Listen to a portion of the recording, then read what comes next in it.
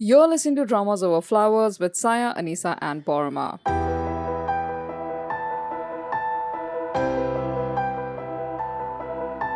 Hello, this is Paroma.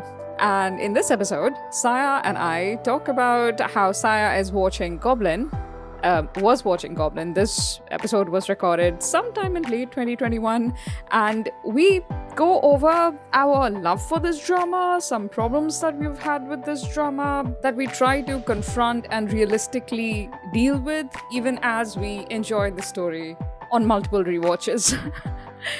So join us for this episode. At some point, we may have promised you a part 2, but I don't think that's forthcoming. So treat this episode as a complete one, and we hope you enjoy this wild yak. Thank you as always to our listeners and all our patrons, and I'll see you inside the episode. So I have set Paroma down so I can talk Goblin at her. Because I realized this is a drama that we had, when it was airing and we were watching it, we had not yet begun podcasting. So this aired in December. Yeah. It started in December 2016 and it ran all the way to the end of January of 2017. And we started the podcast a few months after that. So we just missed this. True. And also, for some reason, at that point, our biggest concern was weightlifting and not Goblin at all. I think it was freshest in our minds, which probably was the reason. Yeah. No, but also Goblin just felt too big at the time. Like we hadn't figured out our thoughts quite yet. I remember being in a bit of a confusion. I really loved the epicness of it, and I just didn't know what to say if we were to sit down and discuss it. It didn't feel manageable enough to discuss at that point. Now, with 5 more years, 4 or 5 more years, we have plenty to say at this point. We've had time to think things through. Yeah. I have to say, I've never not had things to say about this drama. I think it was just a time thing.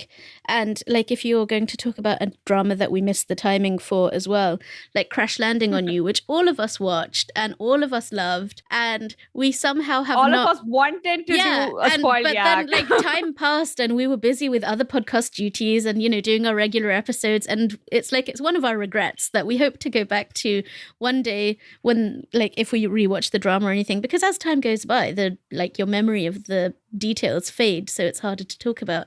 So even though it's been 5 years, what I have been doing is, let me rewind a little bit. So I got invited to a sleepover with my friend who I have not seen for so long, and she's my very dear close friend. And I was like, okay, I'm really bad at sleeping over. I'm I will stay until 3 a.m., but I will want to come home because the only place I can sleep is my own bed, right? So I was okay, if I'm sleeping over, we are watching something. And I've been trying to make her watch K-drama for so many years. And this friend, we've been friends since I was 15. And we have a large part of our early friendship was going over to each other's, or me going over to her house because she had her own room and I didn't. And watching stuff together. So we've watched a ton of things together, but not anything in the last 10 years. And it was all in English at that time. So I wanted to kind of recapture our teen selves and just let's watch something together. Let's have a sleepover. Let's not sleep until 3 a.m. except we're old and we'll fall asleep at midnight. So in putting together, I even bought a whole fresh new flash drive so that I can give drama to her. That's dedication. Right. So I was sampling my favorites. And when you're sampling dramas and you're trying to do it through the eyes of someone who's never watched it before, and suddenly the dramas that you find perfectly acceptable are I don't think I'd give that to a newbie. So I was going through oh God, so many dramas. And the list of dramas that I was offering for sampling just kept getting longer. And I was no, stop. You've chosen 10. That's more than enough. So then I just accidentally ended up rewatching the first episode of Goblin. And after I watched the first episode, where that by the way, everybody, this is 100% spoiler filled. So if you have not watched Goblin and you do not want to be spoiled, just click out. Don't listen to this. And if you haven't watched it and you have no intention of watching it, welcome. So you know how the first episode ends with that moment, you know, the backlit walk and the just everything. How can you not then click onto the next episode after that? So I clicked onto the next episode after that, and like before I knew it, I was like on episode 5 or something, and I was like, okay, I'm actually rewatching this, aren't I? Because I've done a lot of sampling one episodes and then putting the show away, even if it's like interesting enough. And now I'm on episode 7 because a few days ago I said to Paroma, by the way, after we record the WhatsApp, can I do a wild yak with you about Goblin? So then I was like, oh, maybe I should watch some more. Maybe I should get myself up to the midpoint. So I tried, but I didn't quite get there. I'm at episode 7 now. So I have so many thoughts. Because, you know, once time passes as well, you have the way you view dramas obviously has changed over time, and the way we view dramas after the way that we talk about them. Like, not only would it naturally have changed, but there are things that stand out so much more to me now that clearly did not in 2016. Like, even things that I thought were mildly like, well, I'm not so sure about that. You know, it's a dubious point. Now I would watch some of those things and be like, oh, God. That's not okay. And yet, I cannot say I do not love the drama. It is still so good. Okay, so I have, like, do you have any thoughts before I sort of dive into my list of a billion points? I just want to agree with everything you said. Like in 2016, I watched Goblin and loved it so much. Even the problematic bits, I thought them through. I hesitated, but I can't say that I gave up on the drama because they struck me as super problematic. I simply did not feel that way about it. It's like I could justify, like I could believe the drama's justifications and also its pure intent. And so to stop being vague, since we are being super spoilery here. Absolutely spoil it. You're basically talking about the huge age gap between the main leads and the fact that the heroine for the large part of the drama is basically an 18-year-old schoolgirl. And you have absolutely a romantic relationship, even though it's not like a intimate relationship, but it's still like a romantic cohabitation relationship between this 800-year-old goblin and 939 years old. Oh, I beg your pardon. 939-year-old goblin. Wow, when you say it like that, it sounds so bad.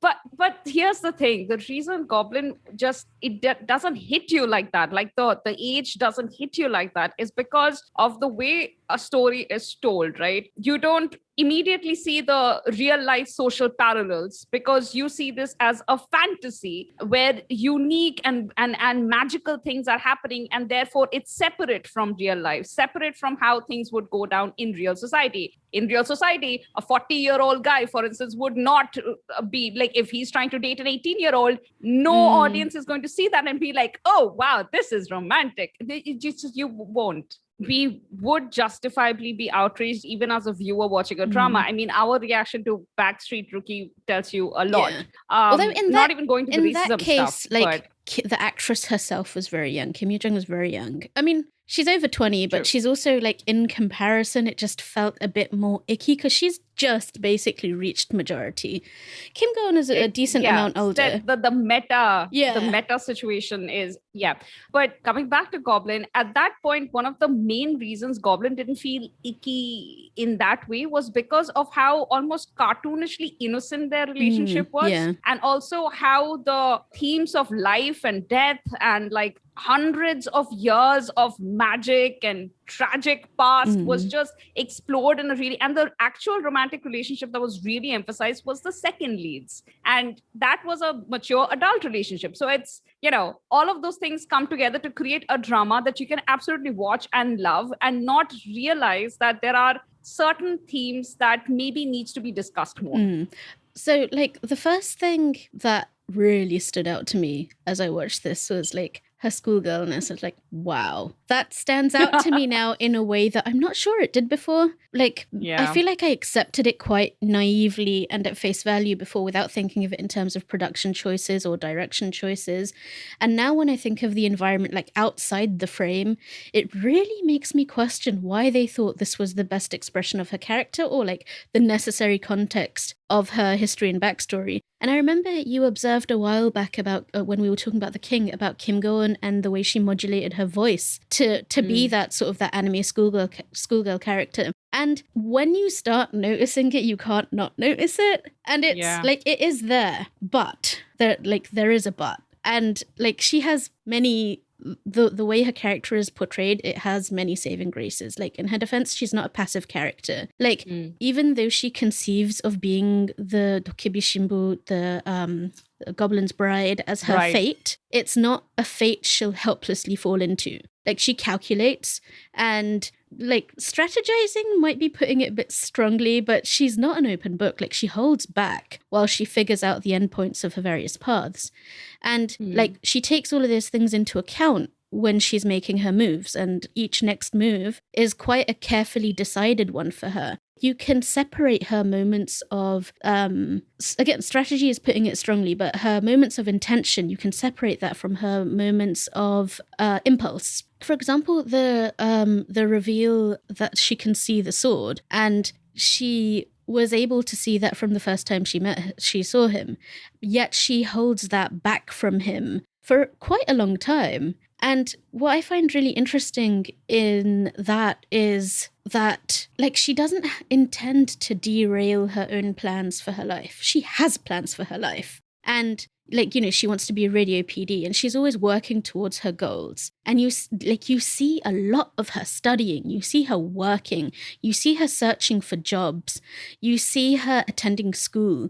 Like, she's incredibly industrious, and it's not in a plucky way. Like, there's so much grind in it. Like, she's not the Candylicious heroine that she could be in a different drama. Like, her poverty, her abuse, the bullying and the lack of opportunities, none of that is romanticized. Like, her plucky, bright front is revealed to be, you know, just that. It's no more than a front for this, like, sadness that she's always carrying around inside her while she's trying to live her best life despite her meager means. And the other thing that really stood out to me, and I was thinking about this because we were talking about another drama where there was right, we were not talking about it. So as I've also mentioned previously, I've discovered video essays on books, okay? And back when I was into these particular books, or like reading books more than I watched dramas, there were not, like, video essays were not a thing. So I've been watching a lot of like Twilight video essays, and they're so interesting. And one of the criticisms that they bring up, and because in terms of like the particulars, this like effectively immortal like elder being person and this fragile human girl, that like the Edward Bella dynamic, and obviously like none of these arguments are new or surprising, but one of the central criticisms of Bella as a character is that she has nothing but Edward in her life. Like, her entire life is Edward. And she also doesn't have any other friends. And like, she doesn't have a girlfriend. She just has this like harem of like her harem of 2 boys. But that's all she's got. And so when you contrast not just Goblin, but other dramas as well, but because we're talking about Goblin now, if you contrast Ji-eun-tak to Bella, they're just so different. Like, Eun-tak has friends. She's not this lone girl surrounded by a bunch of preternatural men. She has other people she can turn to. She has this trustworthy female figure in her life like Sunny, and she connects with her right at the beginning. They don't give her Sunny late in the drama. They give her right at the beginning. And Sunny has her back literally immediately. And the friendship that she... I haven't got to this point in the drama yet in this rewatch, but I remember when I saw the character, I remember that it comes up that she develops a friendship with the girl in her class. And she's got the ghosts who are like, you know, they may not be alive, but they're pretty good friends. So she's not this sort of lone sheep figure that's ripe for being picked off by these powerful ancient men beings.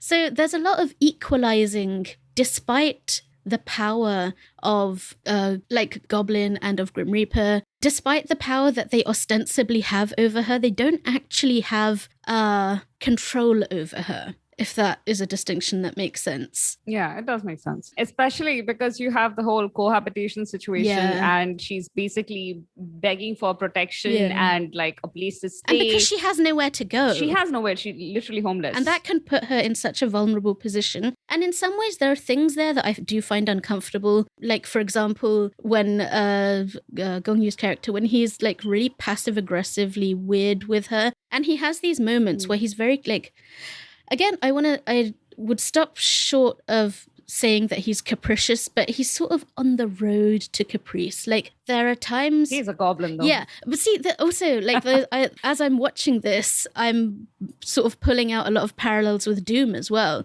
Like, one of the great things about Doom, and I'm only, like, 8 episodes in there as well, is that you have these two characters, like Park Bo-young and So In-guk, who are constantly and always, like, talking to each other. They're like always honest in a very brutal way. Like there's no dissembling between them. And that's one of the things that makes their relationship have a lot of impact. And it's not quite the same in Goblin because like with Shin, he holds back. For example, he doesn't tell her really what will happen like when she pulls the sword out. So he tells her, oh, I'll become pretty. So she doesn't know that will cause him to die if she pulls it out. But then you understand why he can't share that with her. So wait, why was I saying that? Oh, right. About so he's having his own sort of internal emotional turmoil. But again, saving graces is that it doesn't extend. He has these like flashes of them. It's not like a prolonged period of what would amount to emotional abuse. And like he has his moments and then they sort of have a blowout and they like they yell everything at each other. And then like, you know, your Namjoon is here. And it's like, okay. So like you have that. And then, see with the romance, I do feel that they could have saved that romance for later. And like there's this one scene, I think it is in episode 7, where she finishes her final exams. And she's like, she wants to go to the cinema with Dokkaebi to see the movies.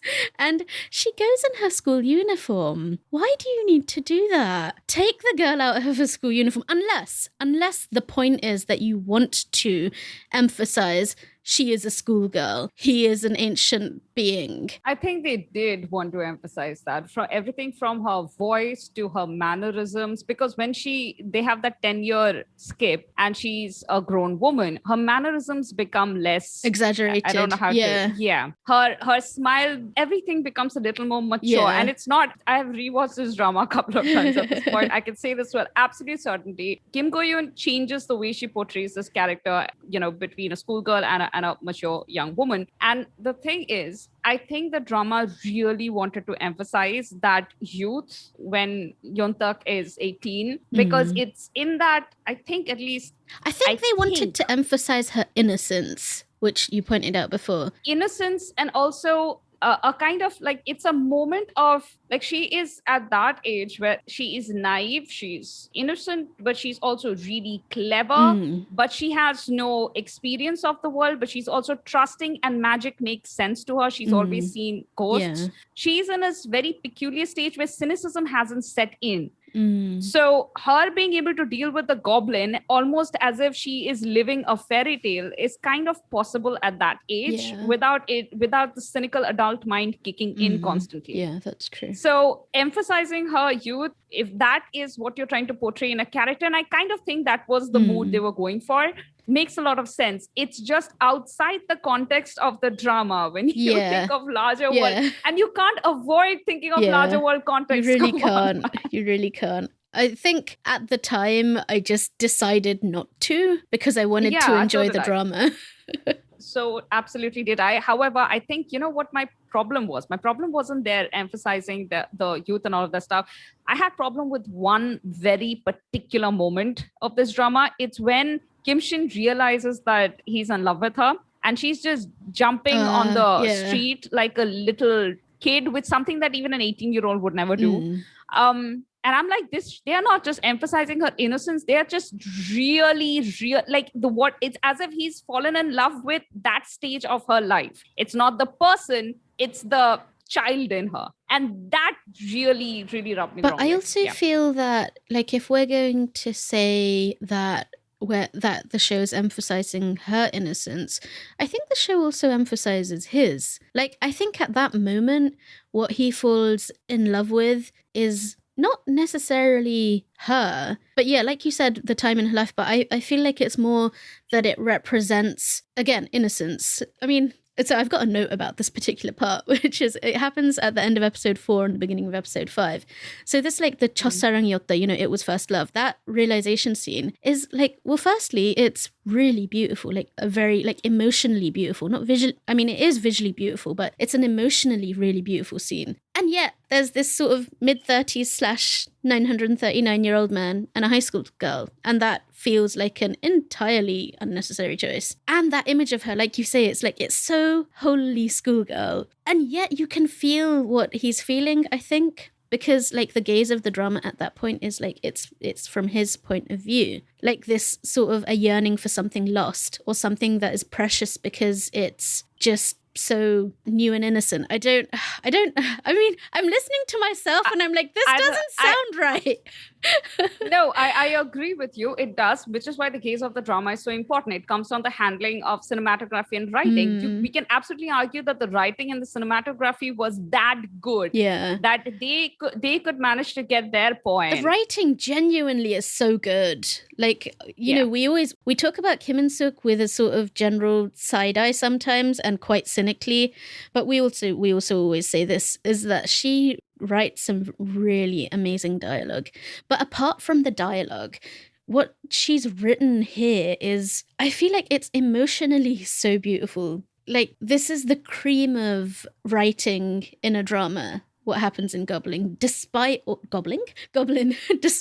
of its problems, there's so much beauty in the writing because there's so much, like, emotional truth in it. I feel that it's, and you know, that's the thing with, like, fantasy dramas, is that they're always about impossibilities. Like, you don't get to experience this kind of clash of feeling, this particular possibility meeting impossibility in a normal drama, because it doesn't happen in real life. It's not possible in real life.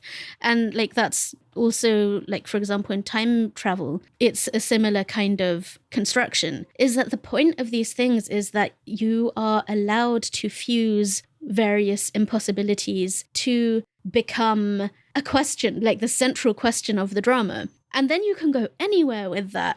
Like, you know, they even had some of these, like, there's when I'm watching this, having watched Doom, I wonder, like, how much of Doom could have been inspired from a watch of Goblin. But also, these are themes and ideas and emotions that are common to any kind of drama with this basis of the elder being and the young and innocent human, except in Twilight, which doesn't deal with that at all, except in a really, we need to do a whole episode on Twilight one day. So, like, they have, for example, there's a conversation where Untak asks Shin, you know, Ajushi, do you love me? And he replies, I will if you need me to. And then he says 사랑해. And again, you know, you get these sort of Doom vibes, like that was very Doom-like.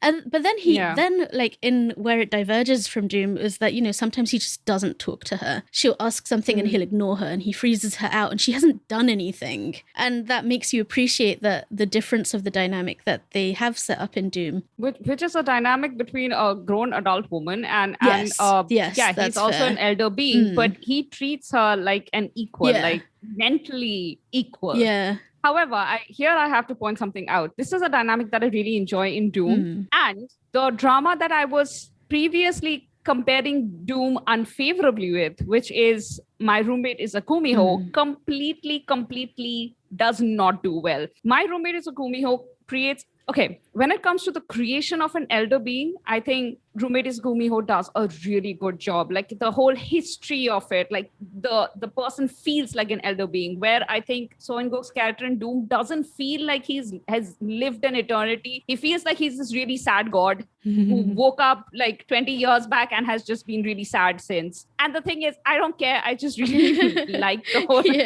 I just like the drama for what it is. But as far as creating an elder being goes, I think Roommate is Gumiho does a better job. However, the romantic relationship kicked in the last 2 episodes. This is episode 9 and 10. And since then, it has been guilty of every problem that an elder being dating a very young human woman could possibly be accused of, in that he doesn't tell her when she's in real danger. Like there were several episodes where she was basically being stalked by this creature and he was protecting her without ever telling her that she was in danger.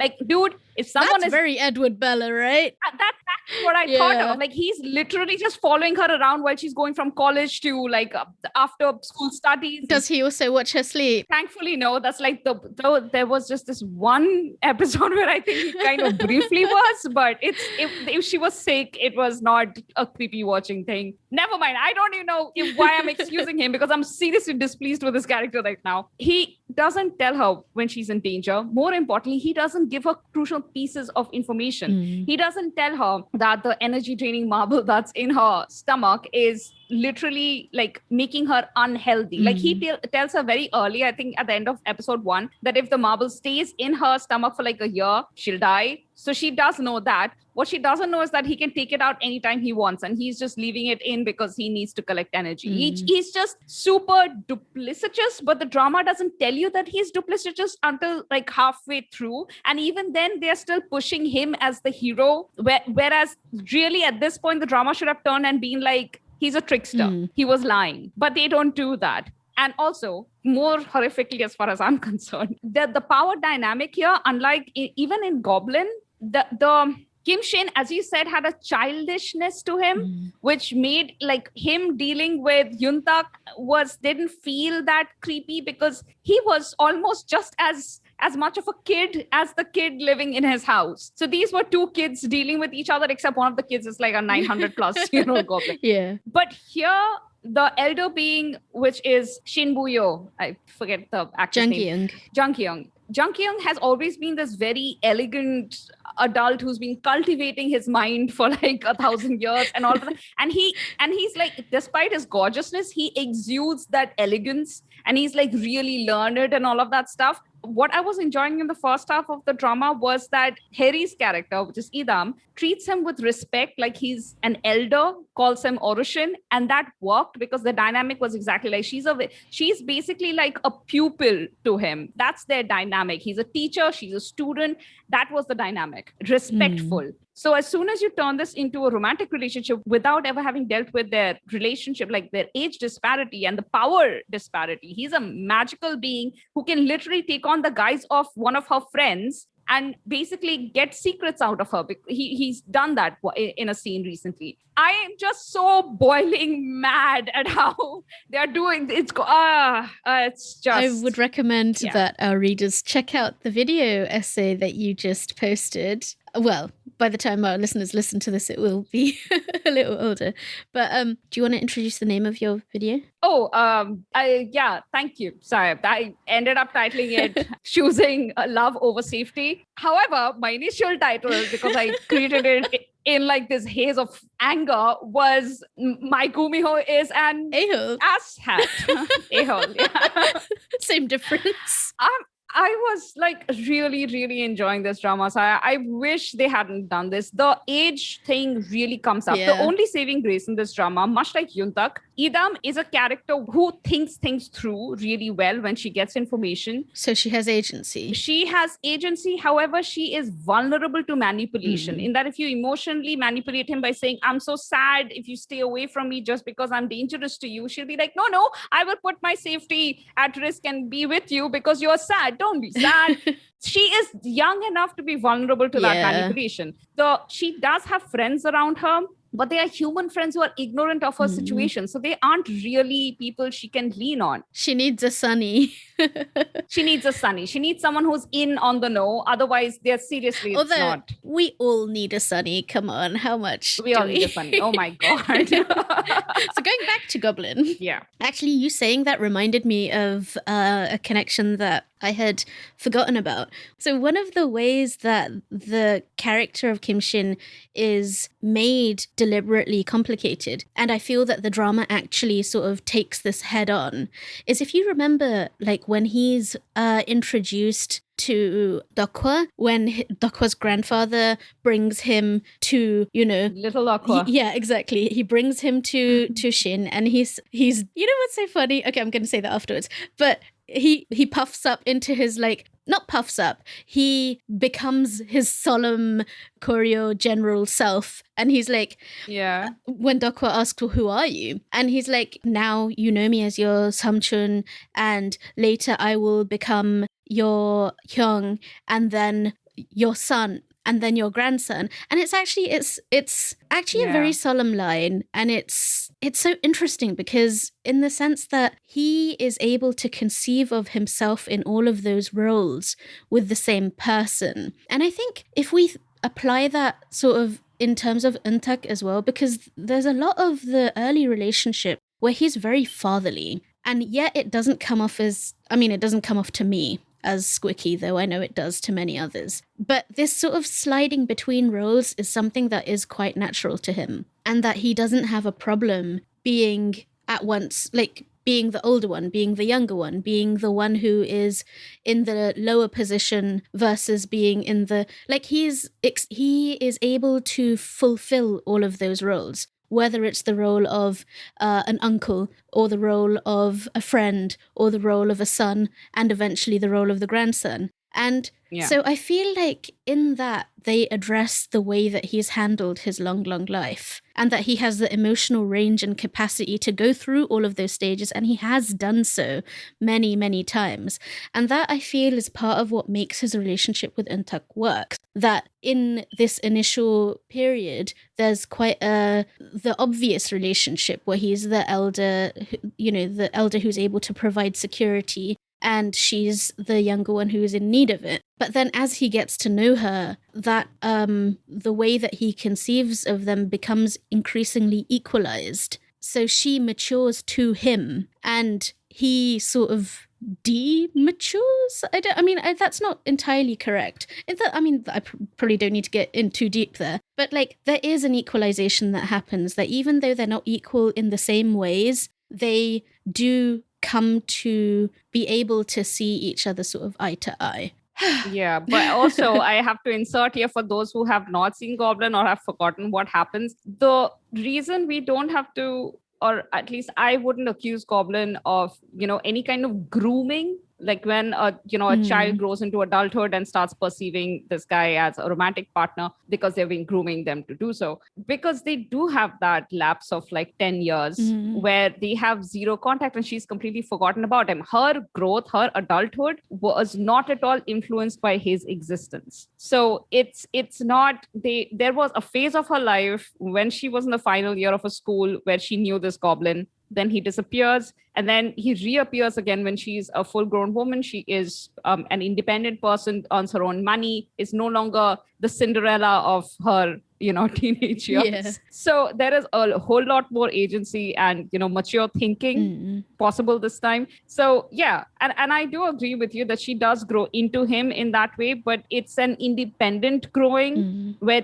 like her growth is not with him in mind. Right. It's not like she's trying to raise up to him. She becomes her in person. Yeah. Yeah. And it just happens to bring her to a stage where they can meet, if not as equals, but at least as people who can speak more openly and more maturely. But I have to tell you, this is why the ending bothers me so much. Oh, yeah. I haven't got there yet. I mean, let's reconvene for that ending. Yeah. There's one more thing I want to talk about before we wrap up, which is what a gift is the relationship between Lee Dong-wook and Gong-yoo in this drama. Oh my god. It's why don't we get this more in dramas? Why? It's so good. Honestly, it outshines every other relationship in this drama for me. Like, forget Untuck. I'm not invested in that relationship the way I'm invested in this one between Reaper and Goblin, because it's just everything about it is so heart-wrenching and funny. God, they're such idiots, but they're also so you just want to. It's just so good. Yeah. So, I mean, when I watched this the first time, I have like reams and reams of my watching notes from the first time. I did not intend to have any watching notes for this second time. Yet here I am with a whole new set. And last night I was just let me go and take a look at my old notes.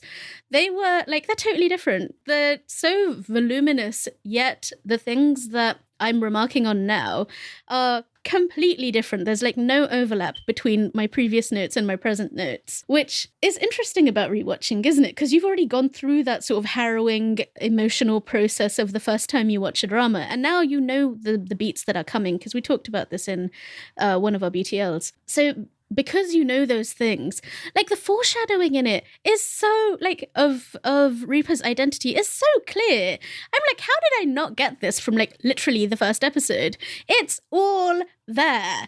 And like there's because they kept doing that thing where they would like show idols on the screen and they'd be like, which one is he amongst the people we are seeing on the screen? The red herring there is just and like there's these little details, like the way Reaper sleeps. He sleeps like he's entombed, like he's completely covered up with his arms crossed over his chest.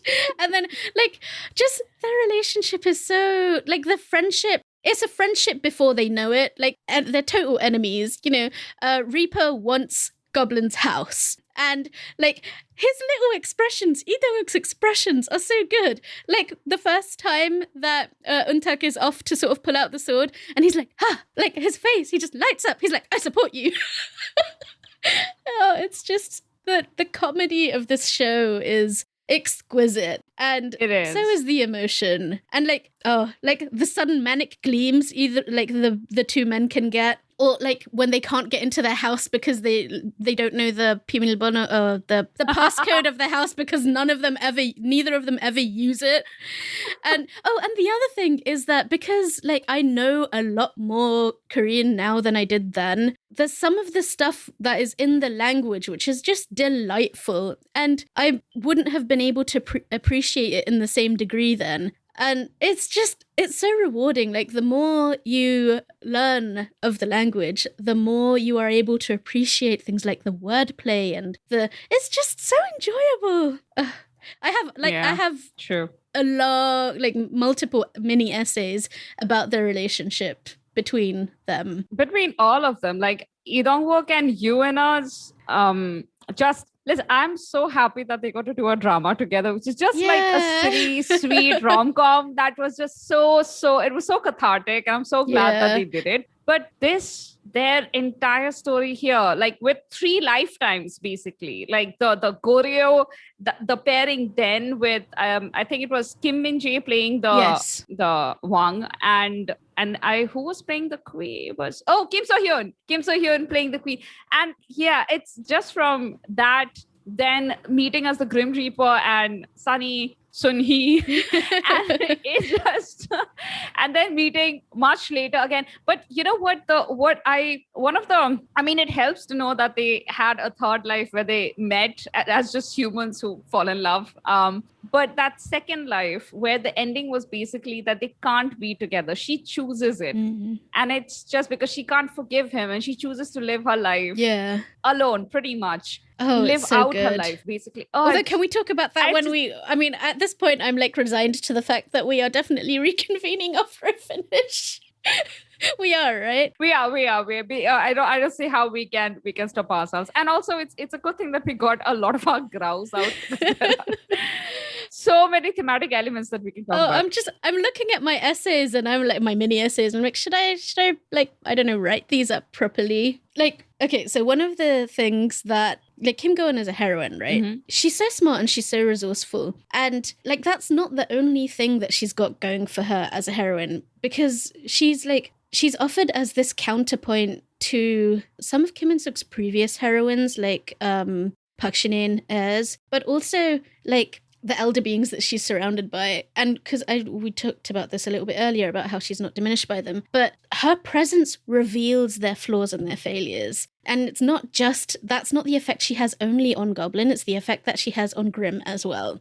So, and partly it's like the whole thing with the doorbell, and like they're so removed from being human, and therefore they're so unused to thinking in mortal terms. Yeah. But despite that, they also have these enormous reservoirs of like total immaturity. I don't know if that's, well, I mean, or perhaps that would be more accurate to say that they're emotional maturation is incomplete because it was interrupted by their ascent to superhumanity. So, like, what's so delightful about these two characters, Reaper and Goblin, in this particular aspect is that their journey is like a rediscovery of their humanness. And like the two of them are like reaching out across this chasm, across a void to, you know, hold hands.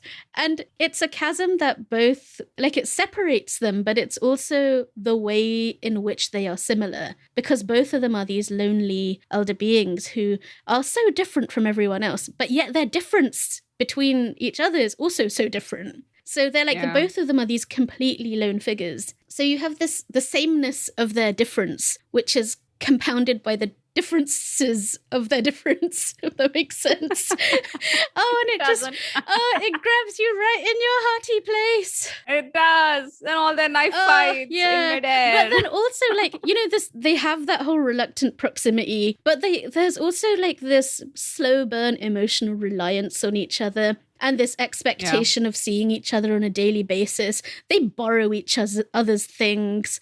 And not just like little material things, but also they're sort of elder being things.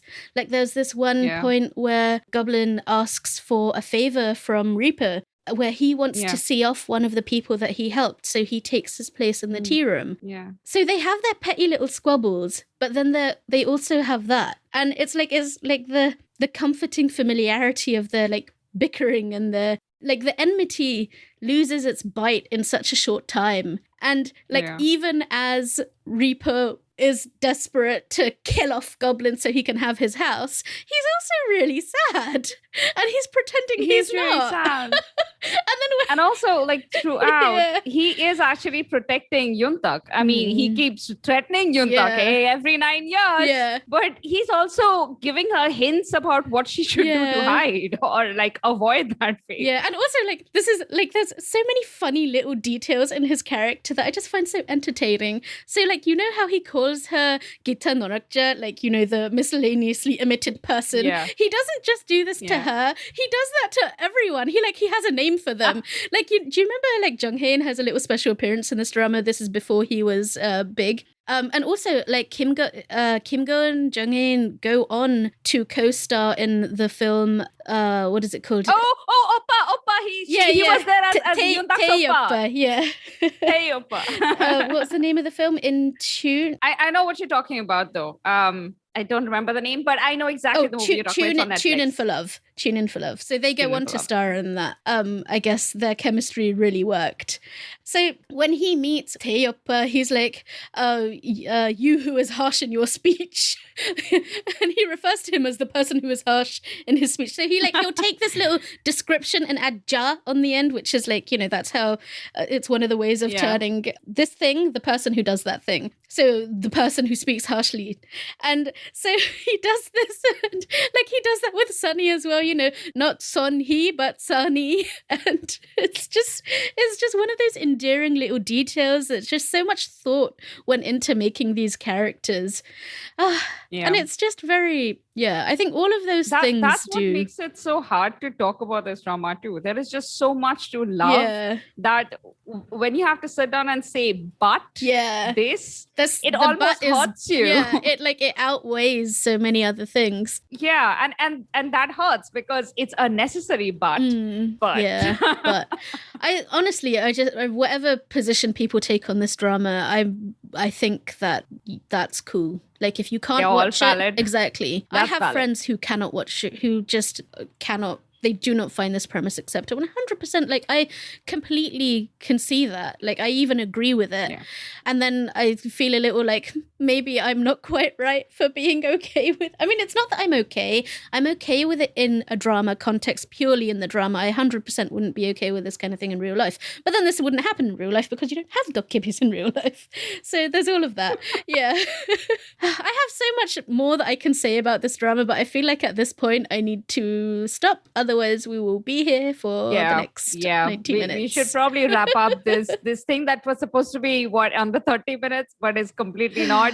I should also say that we should not ignore the existence of those who started Goblin and just stopped because they could not get into it. I have a friend, she's watched other dramas that I've recommended, but we started Goblin and she started yawning like 15 minutes through. Some people cannot be saved.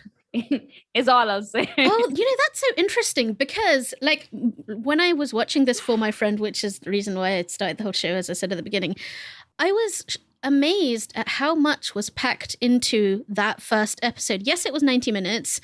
So was the second episode. Both of those episodes were 90-minute episodes. They were films. So, like, they packed so much into it. But then also maybe I had the advantage of, like, knowing who everyone was. Because, like, that had not faded with time. So maybe... See, I don't think that's the reason. Because when I watched Goblin, I had watched Gong Yoo in just Coffee Prince, and I did not have a favorable impression of as Gong in Yoo knowing in who Coffee everyone Prince. was as characters. Because that's something that, like, despite the fact that I have never rewatched it since I first watched it, apart from rewatching the last episode a couple of years ago and crying all the way through, apart from that, it was so burned into my memory that it takes a while to go back to watch again. Yeah. Agreed. But in that way, it wasn't difficult to follow, but it might have been difficult to follow for a newbie watcher, I guess. For a completely new watcher, there are a couple of elements in the... Like, I look at Goblin's first episode and I'm like, this is so packed. There is no way they're going to feel bored. But then from a newbie's perspective, when they start watching it, there is that whole Goryeo scene. And it's actually really slow, especially because I was watching with her and I was constantly judging. I was judging her reaction. I'm like, my God, will she even get through the historical part to get to like the modern day parts? And like it got to the modern day parts and she still wasn't getting into it. And I'm like, well, this is a lost cause. This is just the wrong drama. That's a shame. Is it not her genre, maybe? Possibly, but she really enjoyed Queen in Huntsman. So I'm now completely confused. Well, sometimes the first episode is a hurdle because it's a new world. Yeah, possibly. And also the fact that I am just like... Both of us, we read so many fantasies. We are used to backstories and world kind of unrolling in this way and world building. Because the world building takes time. In this drama, you need, like, in this kind of drama, you always need to dedicate a certain amount of the narrative to world building. You have to, because you need to establish your creatures. Even with like the grandmother, the Samshin? EL. Yeah. Samshin. So Samshin Harmony and the god possessing Dokwa, who may actually be the god in this particular case. Okay. So there is that moment with the bridge crossing. Like it might seem like a totally random when they're passing each out other. Of context. Yeah. But you need these kind of weird scenes put in there for the foreshadowing. These things later. For the foreshadowing, the meta jokes would not make any sense without extensive world building. So yeah. Okay, we really need to save some stuff for the next time. I mean, I feel like you can sit me down all day and I'll be able to say things, but let's stop because it's basically been an hour. Whoa, that is true. All right, guys, thanks for listening. This was a random episode we decided to do. And join us again if you want to for when we talk about the second half and all the other things. So if you want to come and find us on social media, on Twitter, we are at Dramas Overflow, and you can follow me at Not Now Saya. You can follow me, Paroma, at Festa Faster. You can find us on Instagram at dramasoverflowers_ and on Facebook as Dramas Over Flowers. And if you would like to check out our website, it is dramasoverflowers.net, and you can email us at dramasoverflowers@gmail.com. Dramas Over Flowers is part of the Frolic Podcast Network. Find more podcasts you love at frolic.media/podcasts. And that's it. Bye, everyone. Bye. Wait, why did I randomly clap? Because this was meant to be 20 minutes, and instead it's like 60.